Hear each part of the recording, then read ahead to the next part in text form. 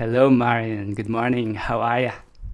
Hello, good morning. I'm good, thank you. Awesome. I could hear the birds there in Byron. What is it like today in Byron? We have finally sun for the last 2 days after so much rain, and I've noticed the birds as well. Actually, they're just out there Yeah. chirping away. So happy that it's not raining.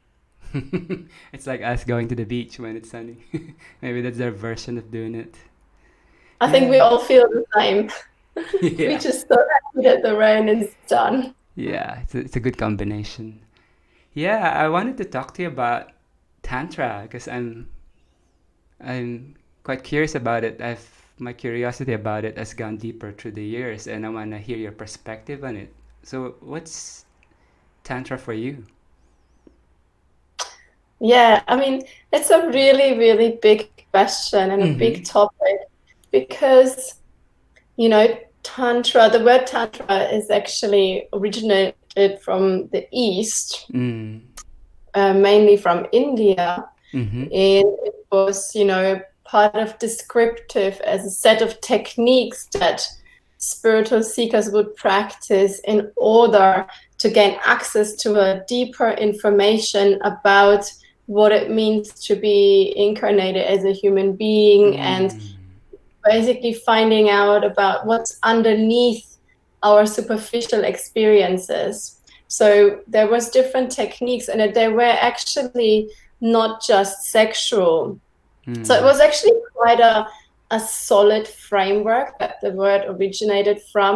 And there's different translations for it as well. One of them is actually technique, Mm. Mm. and another one of them is weaving. Mm. Mm-hmm. Um, as we then progressed over time and Tantra came into the West from the East about 30 years ago, Mm.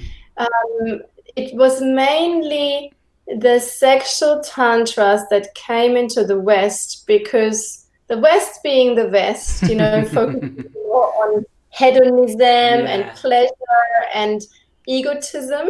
I think Mm. that the sexual Tantras really appealed to the West because they meant learning and expansion through pleasure rather Mm. than sitting on a pillow and doing different yantras and mantras, working with sound and figures or movement in Mm. order to have a deep experience of your essence. So Mm. I think in the West, that was less appealing, Mm. even though we spiritual teachers come, a lot of them from Buddhism that actually do teach Tantra, but it's not a sexual practice that they teach. Mm. Mm. And is there still a link between the Tantra as practiced in the West and the deeper or more comprehensive body of? I think it's really like a technology, right? It's like a technology of embodiment, is it? Something like Yes, that. it Yeah, is. yeah. Yeah. So Yeah. is there I'm still not a so link? sure. Is there? The link, yeah, I was going to talk about the link. Mm-hmm. So I'm not 100% sure that there is a real link between the West and the East. Mm. Basically, the reason is that the sexual tantras in the East are basically a set of secret teachings that were mainly only taught from students that had a teacher, that the teacher found that they were ready to actually do these practices. I think in Mm. the East, they were always aware that sexuality could be a huge distraction, a huge addiction, a huge how can I say, like, yeah, mainly a distraction from the actual purpose of the spiritual practice, which is ultimately to realize the essence of who you are, that you are this eternal light that, like, weaves through everything. And that's where Tantra, as the word of weaving, Mm. has a function here because the techniques make you realize that everything is connected, that everything is one, and it's like a carpet that's woven, the Mm. weaving in a carpet. And Mm. so that's kind of its function. So in the East, they are not sort of just publicly teaching sexual tantras to people. It doesn't work with their societies, with their ethic and their morality.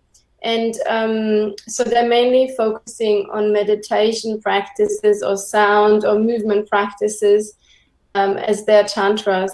And in the West, tantra, the word tantra itself has actually become a word for a consciously practiced sexuality. I rarely meet anybody who knows or thinks that tantra means anything else. So these days, when you have a tantra festival or a tantra retreat, and there's nothing wrong about that. Basically, what it means to people is there is some conscious sexuality practices that I'm gonna be encountering. It's sex inclusive, and there's a spiritual aspect that I'm being taught about sexuality here. It's good background. It's good to know, like that this is yeah, it's like wow, how things can evolve and metamorphosize. And I'm curious, related to this question, is you grew up in France, right? And Germany and in Portugal. right. And how did you yourself discover Tantra? Like, is there like a story? Yes, I think everybody has a story, right? How they get How you find out about all this interesting but not really readily known stuff and techniques, right? Yes. So my personal story is actually a little bit out there, I would say, because I would really say that I brought in a lot of longing and knowing from past life. And I happened to find a book when I was about 12 on the Greek temple priestesses and their practices in the temples like 3,000-4,000 years ago. And I remember just being so fascinated by this book and just reading it in one hit. And there was something that I even get goosebumps when I talk about it. There was Wow. something in me that just resonated so deeply. And I just knew there was another layer to sexuality that was not about procreation and that was not about just pleasure. And that's how it was a really amazing moment for me, and it just opened a memory for me. And then because of my environment and because actually the red tantras, which means the sexual tantric practices, they're not really readily available in most places in the world. It's not something that you go to your friends, oh, I'm going to a tantra night tonight, are you coming? It's not like going to play a game of tennis. So it was only much later that I rediscovered those teachings around sexuality, but I did ongoingly go for my deep search. So I met in the white tantras, which was all the meditation practices and the mantras and the sort of more the sitting and visualization, which is also tantra, but it's not a sexual tantra. Well, it's a union practice, but it's not working with a consort or a partner sexually. Wow, that's interesting. Yeah, yeah. When you talked about the Greek temples, I have this image of they had the stories where the men after the war, they will come home and then they're all traumatized by the war, right? And then there are all this aggression, and then they'll enter this temple, and they'll be loved. The war will be loved out of them, so that they can be integrated back into society. Is it the kind of past life memory you had, being one of those priestesses in the temple? I suppose so. And Yeah. wasn't so much. So that is a specific temple where they use the healing power of sexuality, Mm. really bring the person back into a state of love and centeredness. Mm. And that wasn't something that I had read at that time. For me, it was more about the temple priestesses that sort of used the sexuality in a transpersonal way, also in a way of communicating to spirit and to the nature. You know, there was a relationship between the earth and the sexuality, you know, around fertility. And there was also a sort of teaching body about really like living as a celibate, meaning that you don't have a partner, but you are actually taking in people and taking them through initiation sexually, and then they go back out into the world. You know, it's sort of like an educational sexual practice. So the priestesses themselves usually didn't have a family or a partner. They were there to represent the teachings of sexuality, and of the spiritual aspect of it. It's quite beautiful, actually. Yeah. Yeah, I love that. And I actually had a story where I lived in this really small town and village back home in Germany, countryside, right? And so a lady came up to me.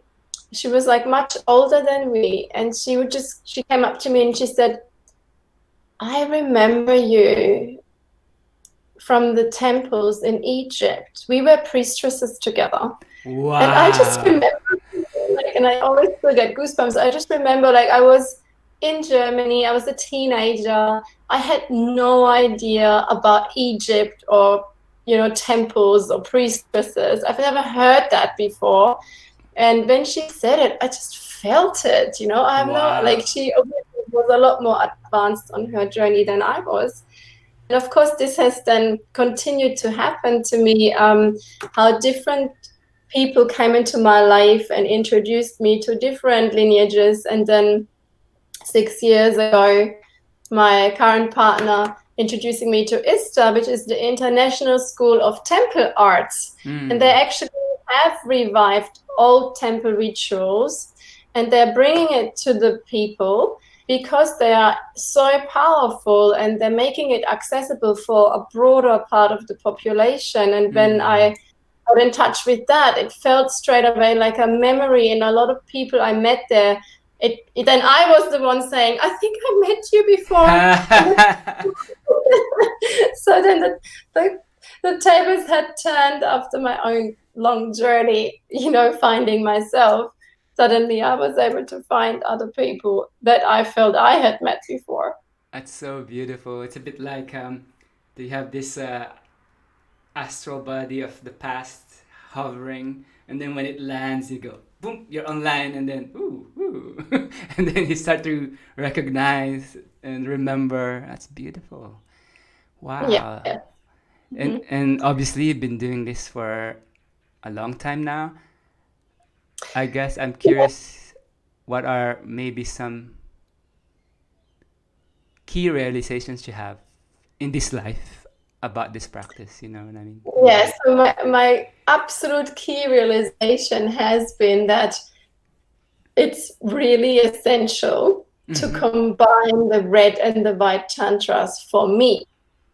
So because I had access to the white tantras, that was much easier to access, you know, Buddhism, meditation, yoga. I did all these things, and through these practices I really found like a part of myself that really, I call it the ascension path. You know, it really opens up upper chakras here, you know, the connection to spirit, to source, the opening of your heart. And then I didn't actually encounter too much red tantras. I did a little bit in the Osho ashram in India, but it was actually, again, it's not the main focus. Even though the sexuality is very embraced and accepted, I didn't really see any temple art practices there, as to say, but there is some things around touch and conscious sexuality there. But it wasn't actually over the top. I would still think today that in the Osho ashram, it's mainly about meditation and ecstatic realization through meditation, like dance and, Sufism, and it's amazing.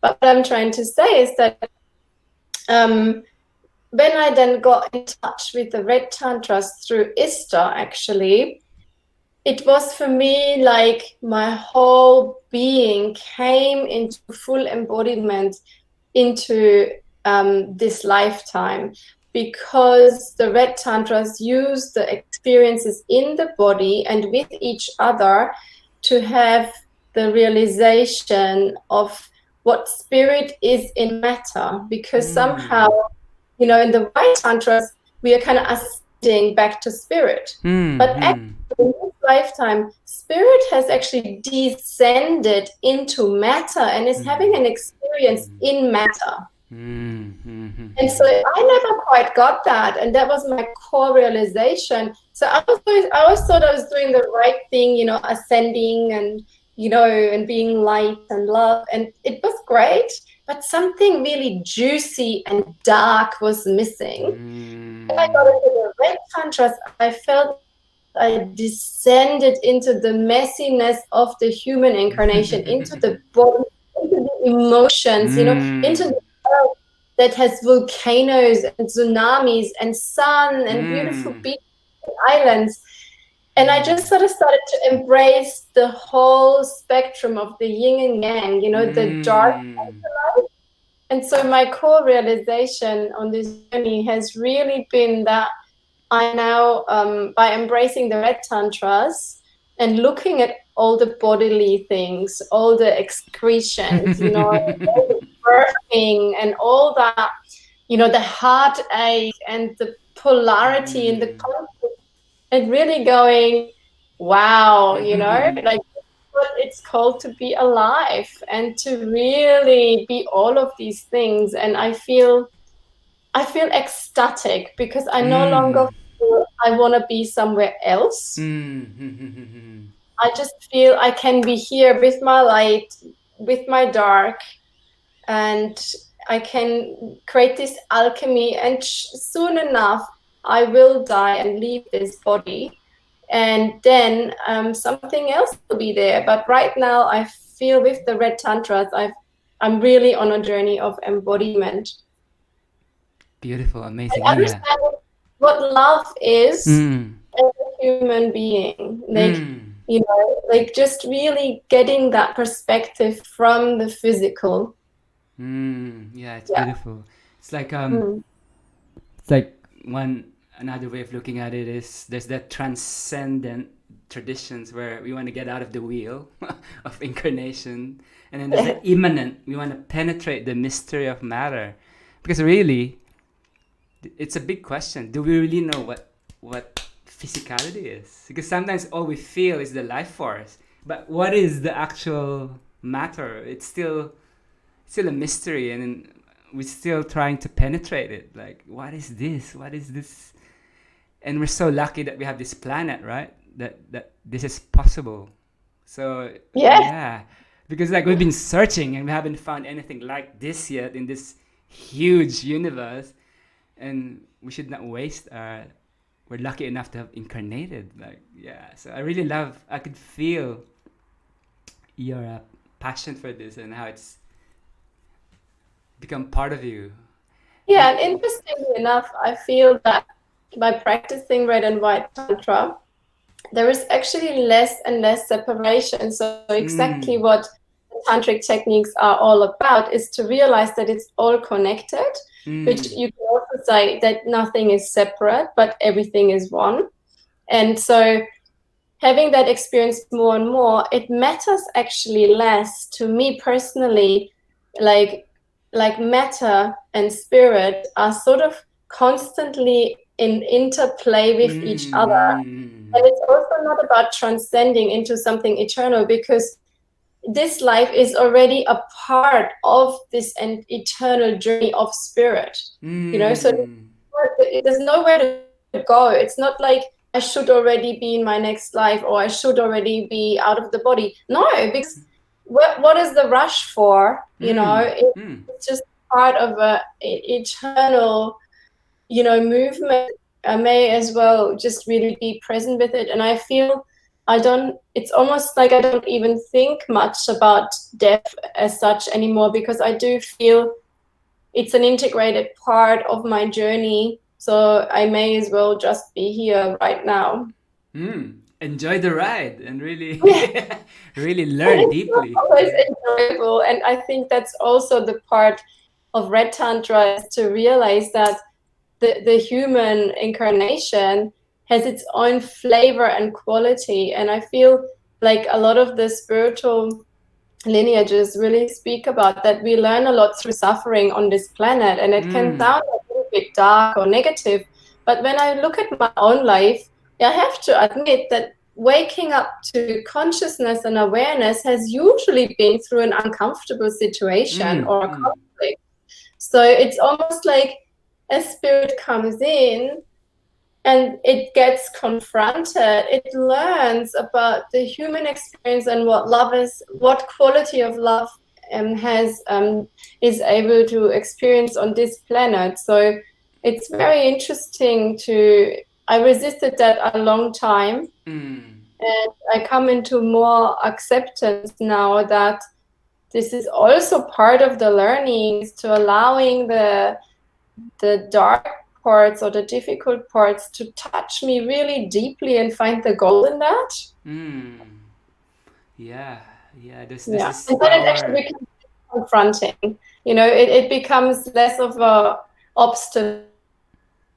You get less scared of conflict because somehow you sort of understand that in the end, actually, something good is going to come out of it. Yeah, it reminds me of this Rilke poem, The Man Watching, and towards the end of the poem, he talks about in the Old Testament, there are humans who would wrestle with angels. So they know they're gonna lose because these are angels. So every time you go there, you're gonna lose. But they still go because in the struggle, it's how they this is how they grow, by constantly being defeated by greater beings. That's the line. So this is how we grow. It's by being defeated by something really greater than us. There's something with that struggle, right? Amazing. And I That's guess funny. I didn't know that story. what's that? What did you say? That's a cool story. I think I'm gonna try to remember that one. Yeah. I'll send you a video where I recite the poem. It's a beautiful poem. I always try to that image when I'm having difficulty. Remember the wrestling with the angel. which then I guess is a good segue to ask you that now that you've have this path and now you're sharing it with people, right? You're teaching workshops and you have this upcoming festival of love, Taste of Love. And would you like to talk about that? It's coming in soon.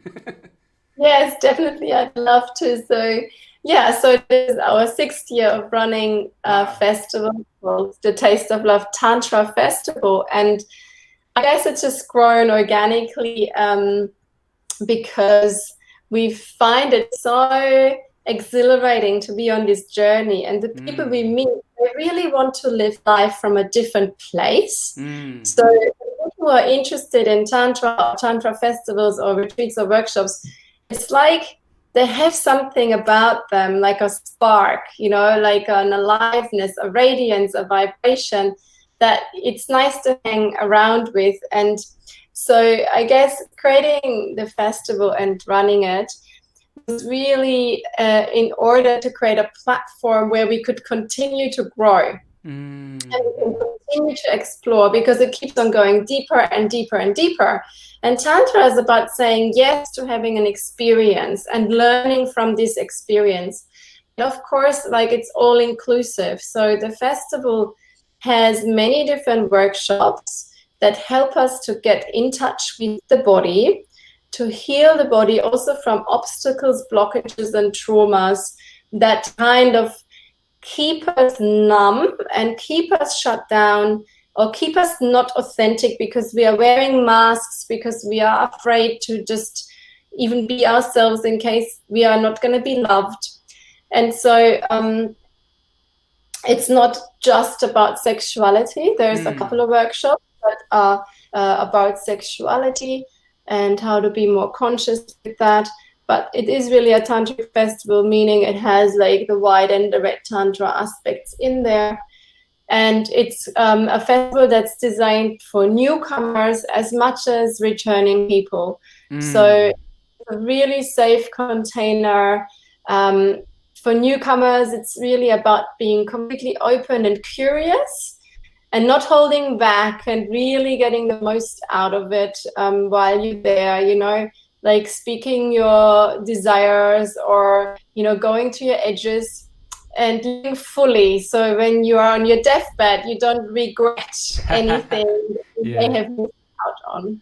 Amazing. That's beautiful. Feels good. And what would, can you give us like a flavor of what the different workshops are, so that people who don't know about it can get a taste of the taste of love? Yes, the taste of love, right? So these workshops are little tasters, and how we run the festival is we have 3 streams. So there's always 3 workshops at the same time. So the presenters, they actually tell you about a little bit what the workshop is about, so you can feel them and you can feel the resonance, and then you pick which one you want to do. And I find that really good because you can really listen to your animal body, to your intuition, you know, what you want to do. And then the workshops themselves, I mean, there's about 36 of them. There's an evening program that we all do together with the whole festival. It's about 200 to 300 people that are there every year. And, you know, some of the workshops, for example, teach you first up about feeling your boundaries and your desires, you know, and how to actually engage and connect with another person and kind of, you know, respecting them. Or another workshop about learning about energy, like learning about people and how to create attraction and ecstatic eroticism by energetically engaging, you know, like some people are very sensitive, like they can feel someone come into their field or into the room. Other workshops could be finding your wild side, you know, being animal play, where you can get in touch with your instincts and your wildness, your rawness. There is also some workshops more about the kinkiness, you know, where we can work with sense deprivation and then feel what happens there. So there's a huge variety of things that we do, but the most important thing is, you know, everybody's invited to participate to as much as they are comfortable with, and couples are very, very welcome as well at this festival. And all the couples that come, they really take their love life to another level. They get to know each other on a new way, like from a place of vulnerability and authenticity. And you know, couples can decide, you know, how they want to participate, and, you know, whether they want to do everything together or do a little bit something apart in a workshop. So there's really something there for everybody. I love that the way you describe it. It's really true to Tantra. There's like an interweaving of all these different modalities, I suppose, or different ways of expressing the same humanity, really. Yeah, it's amazing. Yeah, there's another aspect to Tantra as well, that now we actually have moved into a beautiful campground which we hired exclusively. So we are now also bringing nature into the event, because the relationship to nature is very important in Tantra. So a lot of practices actually use nature as a way of reflecting ourselves, as a way of learning from nature, and also understanding the energies that nature brings. Like it can be so calming to go to the beach and swim, or to walk through the forest. And so, yeah, beautifully enough, the festival is 3 or 7 days. in an exclusive, beautiful venue with swimming pool and lots of nature at the beach, and people can camp or stay in a cabin. And so at the nighttime, we have a fire, we can be outside in the elements. And I think that's really, really great that we have created, from being in the center of town in a conference center, which was amazing. But now to move into a more natural setting feels really good for us. That feels good because people would stay there, right? Stay there for the duration of the 3 or 7 days. Is that correct? Yeah. Yeah. So you don't have to, you're free to go and come, and if you live close by, of course. But all the tickets include actually camping, and I think the idea is most people are staying because you can just flow and you're more relaxed. Beautiful food on offer. You can get 2 or 3 meals a day that you can purchase as a package. And so it's supposed to be like, Tantra is an experience, right? And we need to create an environment of relaxation so that our senses can actually go out there and expand. And we are ready to receive new information. So to bring down the stress level, relax 1 week in nature with food, with beautiful people, no drugs, no alcohol needed. It's like this wonderful journey for the senses on all levels. Awesome. Yeah, I know. We are so looking forward to it. Sounds like the best. It's like most people go on holidays and then they need a holiday to recover from the holiday. But this one sounds like this is the one that when you come out of this, you're ready, you're nourished, you're ready to go back to the world because you're so nourished. Yes, I really recommend for people to just come and try it out if you've never been in an environment like that.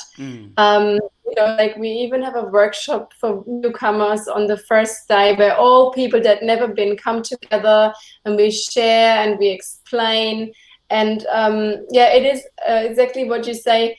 After these 7 days or even after 3 days, usually everybody feels so energized and so met in their essence and their humanity that it releases a lot of energy. And so you don't usually need a holiday after a Tantra festival. You're ready to take on the world again. Yeah, ready to work on your passion projects. That's what we need. Like, I'm ready to work on my startup. I'm ready to work on my business or whatever. Yeah, amazing. So when is this happening? When is this happening? So we could let... Oh yeah, we got 2.5 weeks to go, March 13 to 19. And there's still some tickets available. There's very limited accommodation available.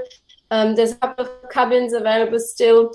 So get in fast to grab that if that's what you want. But otherwise, camping is kind of unlimited. You'll always be able to go. And it's it's only 2.5 weeks to go. So get it. We'll put links. Get it. It's out of Byron Bay here in New South Wales. Beautiful area to be in and to explore as well. Yeah, people travel from all over the world to go there, right? Yeah. Awesome. So we're on. It's around 10:20. 10 minutes to go because you have to be somewhere. Anything else you wanna say before we wrap up?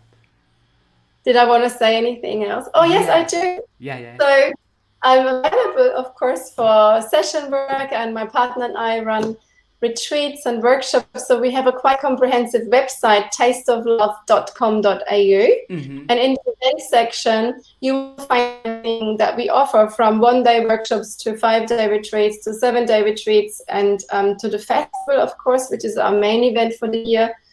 And I just, if anybody feels the calling to work on themselves, their sexuality, or any kind of trauma that's blocking them, I'm available for session work. I do a lot of body-based session work, and I really have a passion about simply like helping people on the way, facilitating their process in whatever they're working with in their life. After my own journey of over 25 years of countless processes and workshop and retreats, that's what I've put my current passion to is to just make it accessible to people, to take off some of these burdens that keep us down and to come back into our full power and radically change and just live from a different place in this life. Awesome. Yeah. So people could have their own. Yeah, they could learn from you with more focus privately, I suppose, rather than in a. Oh yeah, this goes beyond the taster. This is like really diving deep. Yeah. Go deeper. One-on-one sessions also in Skype, of course, available, and otherwise, yeah, just have a little sniff into one of our events. Awesome. That feels good. Feels good. Thank you for sharing your hard acquired knowledge. I think it takes a while to get all this insights and knowledge. It took you like 25 years and it's still going. And so thank you for sharing that. I really Thank appreciate you it. for going. Yeah, All you're right. very welcome. Thanks for having me on your little show, and Yeah. I'm excited to support that. Thank you. Have enjoy I'm the rest of your excited. day. Yeah, thanks. Bye. Bye.